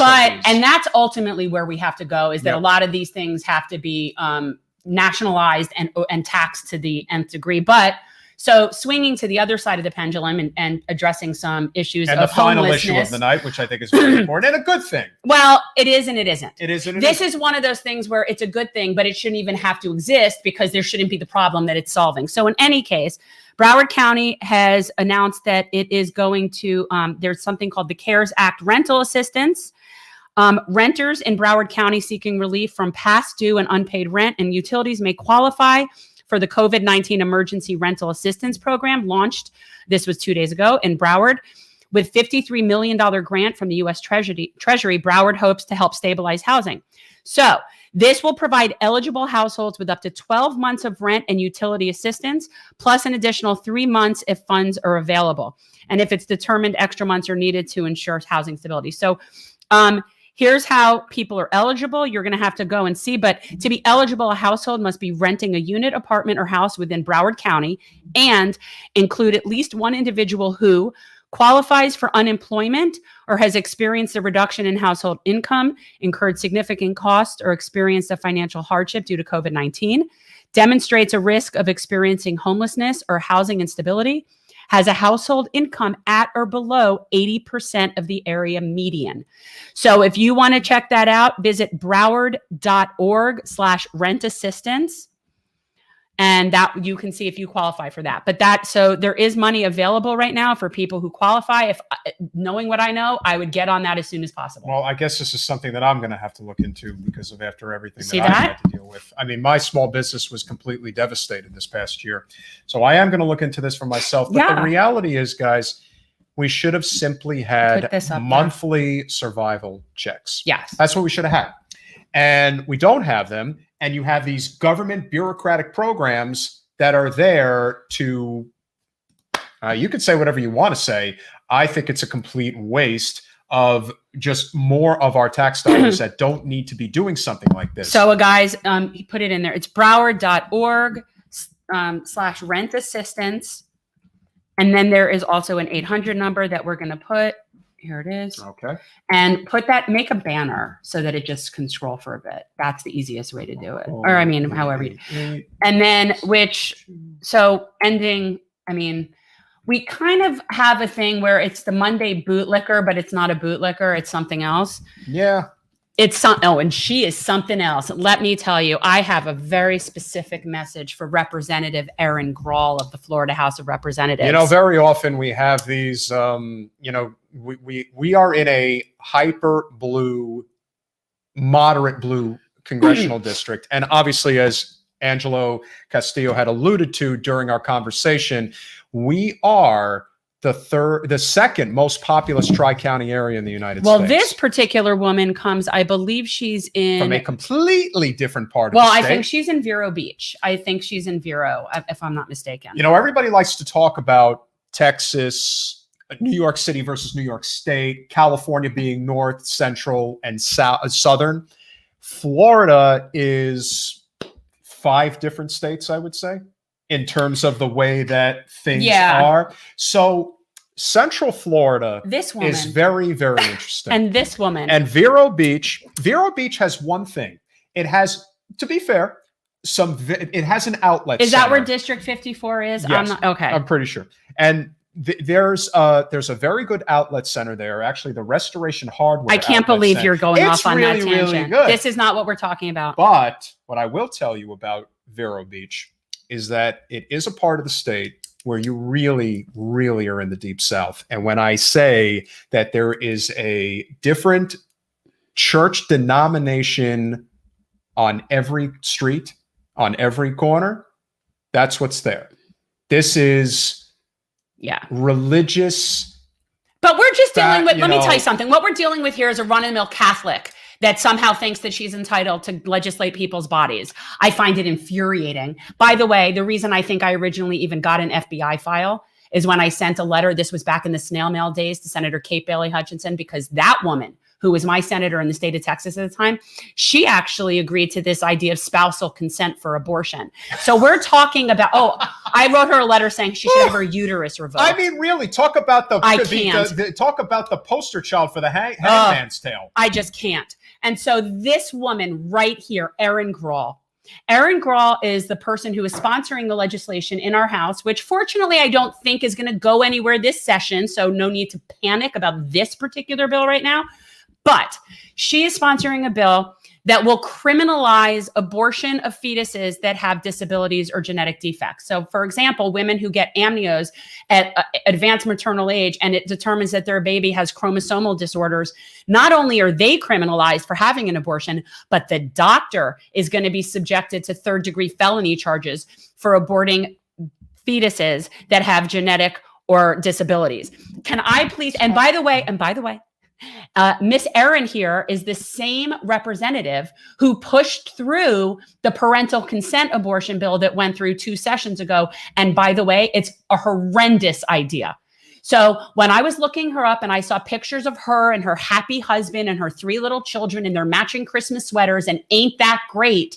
And I really hope for your sake, Erin, that none of your children either gets pregnant or gets someone pregnant and doesn't want to have to tell you because you're a crazy religious freak, and they end up having to go get a back alley abortion with one of these hangers. And I hope that's not your daughter.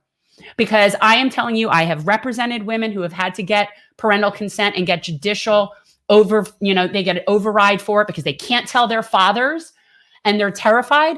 This is why people end up having back alley abortions or giving birth at proms, and you find babies in garbage cans because of women like this. This is the problem. So her and her Catholic righteousness can go shove it. And I cannot stand this. And it is my understanding that our local representative, Robin Bartleman, did us very proud and stood up on the floor of the Florida House and told her story and explained how she was in that position where she had to choose to terminate a pregnancy based on a child that would potentially have no brain function. And she had to stand there and tell her story. And the fact is that people like this woman can't get their head out of their own ass. So these are the kinds of people that are causing us that we cannot have nice things. Thank you, Erin. This is why I have said many times that progressives and libertarians need to find ways to come together. Libertarians on the right hate stuff like this. They truly believe in the Constitution and where it says the separation of church and state. Your religious beliefs should have no impediment on my ability to live my life. Regardless of whether you're pro-life or pro-choice, it is still a choice. You can be pro-life. I know plenty of people are pro-life. I don't have a lot of great things to say about U.S. Senator Tim Kaine, but one thing I always appreciated when he was on the ticket with Hillary Clinton in 2016, he said, listen, I'm pro-life in my personal life, but I will never tell you what to do with your life. Well, that by definition is choice. Correct. The concept is choice. People like this don't grab it because they are just stuck in their little happy Catholic and they're also balloon. And again, there's also that and component. Privilege. There's also that component on the political right, the religious right. Listen, it is the worst part of the GOP. It's the Mike Pence faction of the GOP is the biggest problem in terms of the impediment of progress. These are the backwards thinking people that would be more than content to live in a subjugated society where men rule over women and every woman is just a baby maker and everything is about worrying what's going to happen when you die instead of actually figuring out a way to live. And all they want to do is preach their doctrine, thinking that the word of God in their mind supersedes. Well, she's got a attorney. She's an attorney, and her husband, and she went to Catholic law school at Marquette. And isn't that great, Erin? Get a clue. I mean, I can't with it. And I look at her, and she, who, I'm not going to say it because you know who she reminds me of at our local level, but a different version of that. Not necessarily a pro-life person, but who she reminds me of. Don't say it, but at our local level, who's our person that we think of as like a bane of our existence, an impediment to progress. Yeah. So these are people that really think they're so righteous. She thinks she's so righteous. Yeah, Erin. So it says here she has 2 sons and a daughter. Good luck to you guys. Good luck with that. Yeah, it's not the answer. It never will be. Oh my God! But I'd like to think that we are evolving to the extent that people really don't want this anymore. No. But we are, as Angelo suggested, we are stuck in a state that is still in a very young stage. Yes. A lot of the states throughout the country have evolved a lot faster. Florida was always Spanish territory. It wasn't until St. Augustine's the oldest city in the country. Yes, it is. I know. And it's a beautiful city, by the way. It's very cool. It's hokey, but it's cool. Mm-hmm. But we, in many ways, look, South Florida, Miami wasn't settled, I think, until like the late 1800s. I'll ask my dad when he got here. He may have been there at that time. He might have been on that caravan. Might have been on that caravan. Boca Raton was settled in 1909. Boca Raton. We're not that old. No. We're just not. And there is sort of this growth period that we're still going through right now. And we apparently still have people that don't understand the concept of privacy, that live in a Neanderthal kind of mindset about our, civil liberties. One of the reasons why Ron Paul was so popular when he ran for president is because he truly believed in the separation of church and state.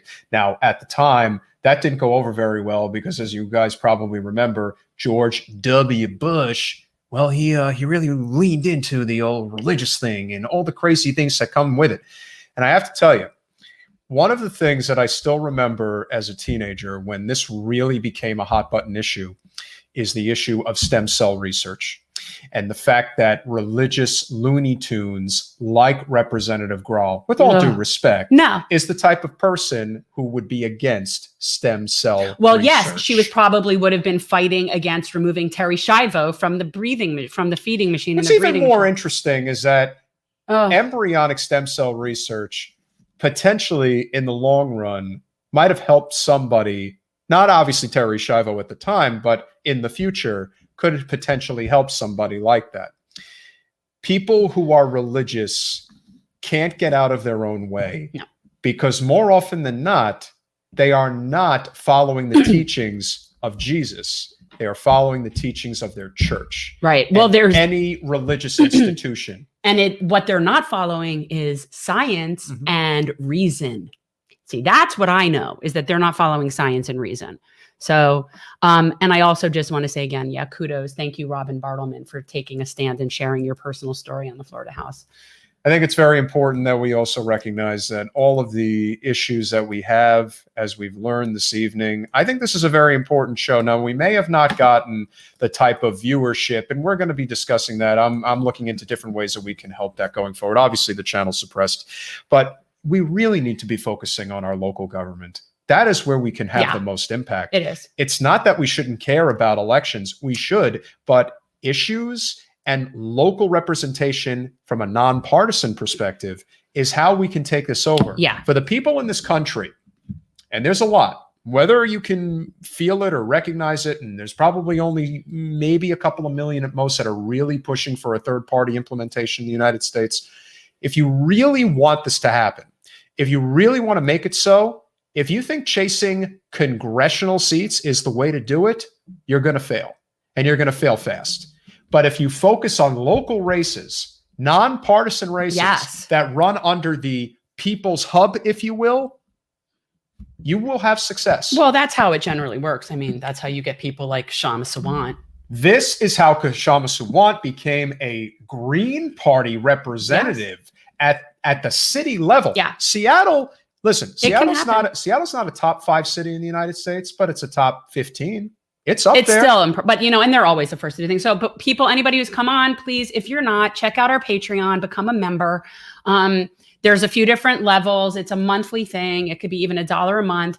But what's really cool about it is that you'll get, we're going to start doing monthly Zooms. I think we need to start doing that. Yes. And you know what? You're helping us really grow this and, push this movement, but also helping us do local service, which is really nice. And if you are local, please sign up. Go on to generationalchange.com and sign up. Bottom line, if you believe in our cause and what we're fighting for, there really is a lot that we are trying to do that separates us from the like. And look, we obviously know what the hot button issues are of the day, and we can certainly talk about them till we're blue in the face. But, we're not trying to be controversial. We're trying to be helpful. Yes. Exactly. I don't want to debate. I don't want to argue with people.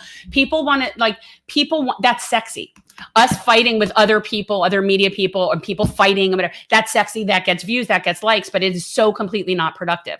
So we are not about that. I don't want to debate people. I'm not debating healthcare. I'm not debating climate crisis. I don't understand how anybody. I have nothing to debate. I mean, honestly, I don't know how anybody has the time to bicker back and forth about who's doing it the right way. Like, if you're bickering about AOC, get a new thing. And that goes for people that are defending her and people who are against her. Yeah, just leave it alone. That is not going to get anywhere. There are so many more things to be worrying about. Yes. Is AOC not doing enough? Yes. Is AOC the enemy within? No.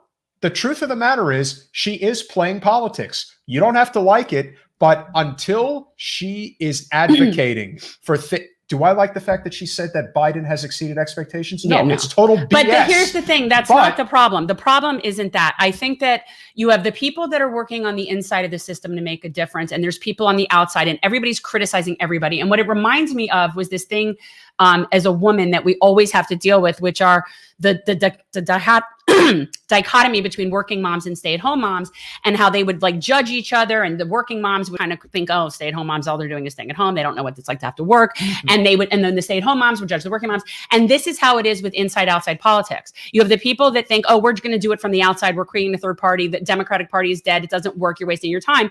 Okay, fine, then stop criticizing how the people are doing it on that inside.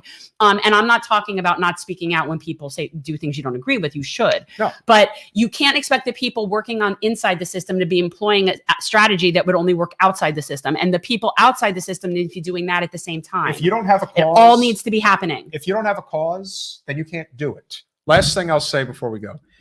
The only way you're going to get Medicare for all in the United States is if you build it through the small and big business communities. You have to build it through communities with means.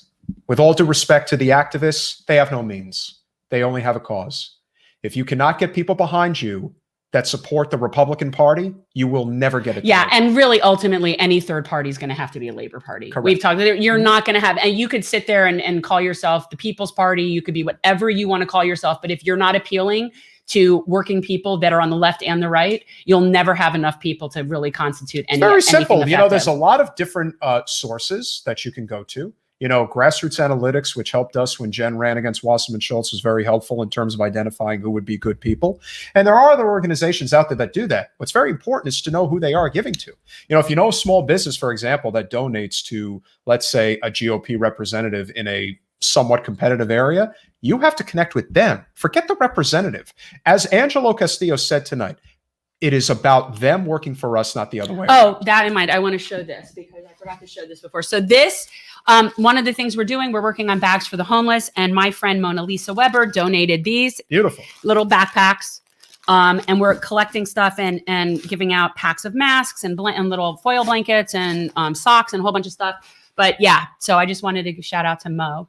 We will definitely continue this conversation going forward. But like I said, nonpartisan labor movement is how this is going to get done. And anybody who thinks that they're going to be able to create a successful third party with just going with the left, it's not going to happen. I think one of the best grassroots movements we have in the United States is the Sunrise Movement. I think the one mistake that they have made is they got in bed with the Democratic Party. There is nothing wrong with supporting Democratic candidates. That's perfectly fine. Exactly. But the party machine. Second you become an arm of the Democratic Party, it's over. It's over.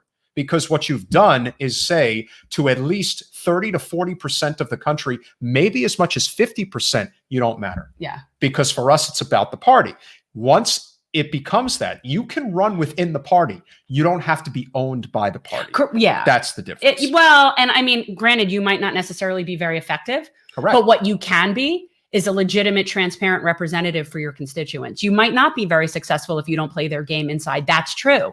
But you can keep building up numbers and at least taking a space from someone that would be corporate owned and at least be building up enough of a contingency to take a stand. Let me assure you That's all they need to do is take a stand. Let me assure you, if you built up an army across the United States of city commissioners, possibly even county commissioners, yes, in less densely populated areas. Because our county commission is too far gone. They're too far gone. They really are.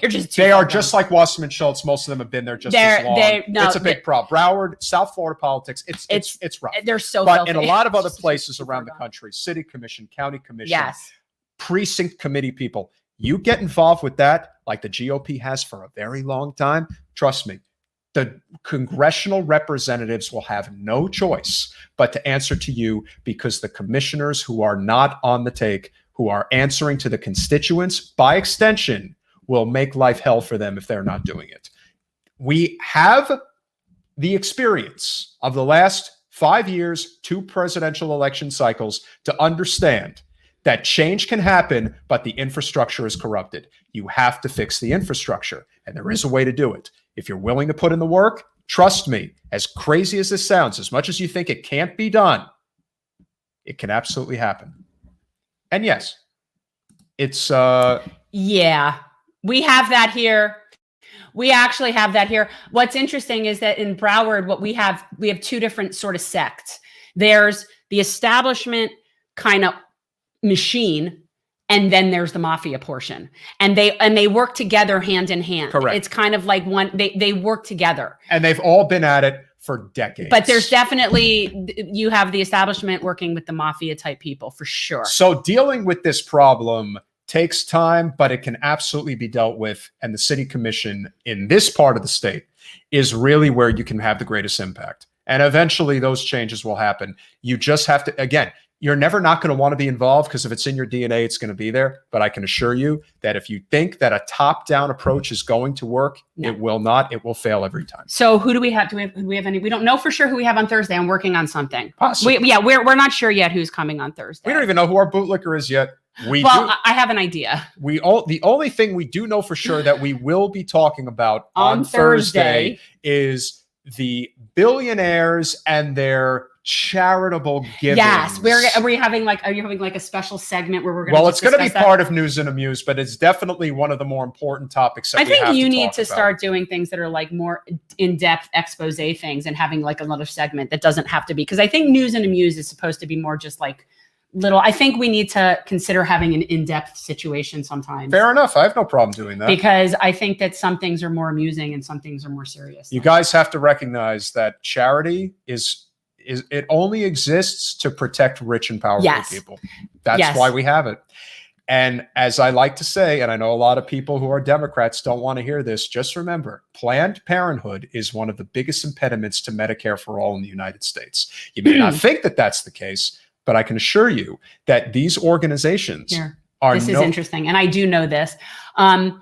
I just read a book. I finished a book recently called Medical Apartheid. And one of the things about Margaret Sanger and the racism and the eugenics and it's so sickening. And so there is definitely this disconnect between what we think of as Planned Parenthood and how its origins and what they're really functioning as. And it's sad. It's another, just like one of many organizations that are not what they appear to be. The other like the Sierra Club. And the last thing that I will say, guys, is that you really have to ask yourselves this question. Why is it that the majority of billionaires, and I'm not talking about a few, I'm talking about a healthy majority now. Why is it that the majority of billionaires are funding the Democratic Party and not the Republican Party? Well, I think there have been many years where they kind of fund both. They fund both because they hedge their bets and both work for them. I would agree that that's part but of it. I think that, there is no Labor Party. We only have corporate parties. And so why would they not support Democrats? So if the Democratic Party was a party of labor, I don't think the billionaire class would be giving them all this money. Exactly. Well, we don't have a Labor Party, and that's ultimately what our Or maybe they're doing that because they really feel like they have to fight off the labor movement that's growing right now. It's kind of like today. Last thing, and again, something we could very well talk about on Thursday. Biden is forming a task force. Always like that means we're doing nothing. Understand what task force means? It means bureaucracy. That's what it means. A task force is translation. We're doing nothing. Yeah. So when you say we are forming a task force for what? To review the importance or to push for unions in the United States. Okay. I'm going to have to look into this now. Mr. President, you could have easily used the bully pulpit to push for the unionization of the Bessemer, Alabama Amazon. No, but he hasn't had his task force yet. First, we need to have a task force so that we could study and evaluate something that we've known about for hundreds of years. But let's by all means create a task force. We're 10 minutes over. I'm hungry. I am hungry. Are you gonna feed me? Oh, I gotta feed Jen. Okay, good night, guys. We'll Bye, see all. you soon. See you Thursday. Don't miss it.